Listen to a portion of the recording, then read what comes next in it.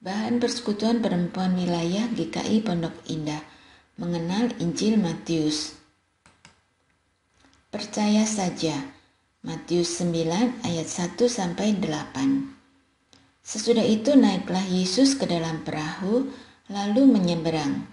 Kemudian sampailah ia ke kotanya sendiri. Maka dibawa oranglah kepadanya seorang lumpuh yang terbaring di tempat tidurnya. Ketika Yesus melihat iman mereka, berkatalah ia kepada orang lumpuh itu, "Percayalah, hai anakku, dosamu sudah diampuni." Maka berkatalah beberapa orang ahli Taurat dalam hatinya, "Ia menghujat Allah." Tetapi Yesus mengetahui pikiran mereka lalu berkata, "Mengapa kamu memikirkan hal-hal yang jahat di dalam hatimu?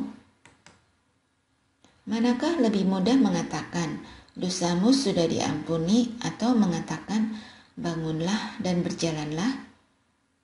Tetapi supaya kamu tahu bahwa di dunia ini anak manusia berkuasa mengampuni dosa." Lalu berkatalah ia kepada orang lumpuh itu, "Bangunlah, angkatlah tempat tidurmu dan pulanglah ke rumahmu."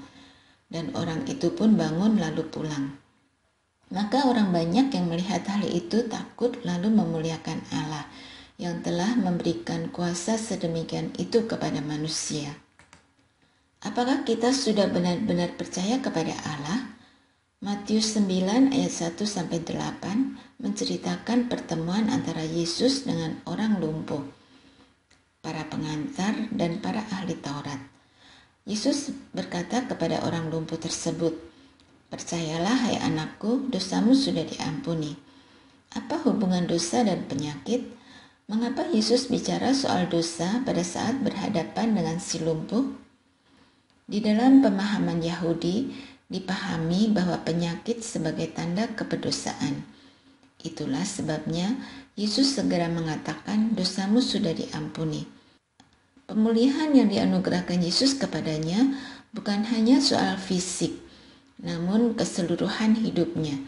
Dosamu sudah diampuni, itu tandanya Allah berkenan kepadanya.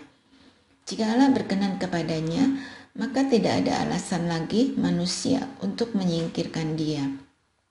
Allah telah menerima, maka manusia seharusnya menerima. Reaksi ahli Taurat menolak karya Yesus, bahkan menilai tindakan Yesus sebagai tindakan penghujatan. Yesus pun meluruskan pemahaman ini untuk menyatakan bahwa ia berkuasa, berhak melakukan hal itu.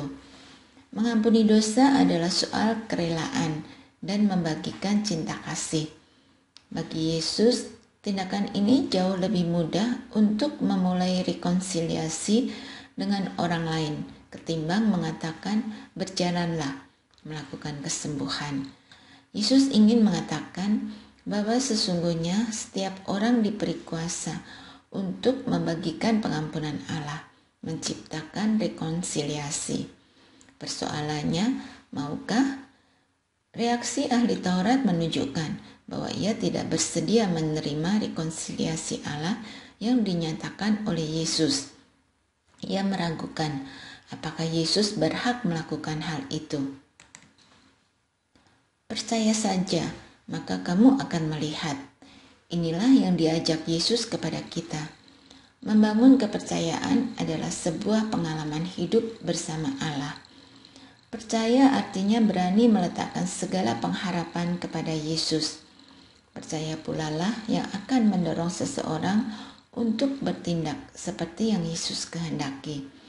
Orang lumpuh itu pun bangun dan pulang. Ia percaya, ia mendapat anugerah, ia dipulihkan. Mari kita pelihara kepercayaan kita kepada Yesus. Di tengah segala beban pergumulan yang dapat membuat kita lumpuh, percayalah pada Yesus.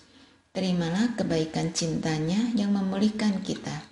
Percayalah bahwa Yesus punya kuasa atas segala pergulatan hidup, dan lakukanlah apa yang ia perintahkan. Diskusikan. 1.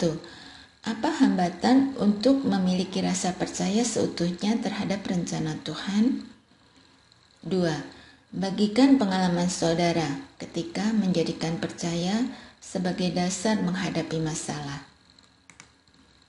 Doakanlah agar kita senantiasa memiliki rasa percaya seutuhnya kepada Tuhan.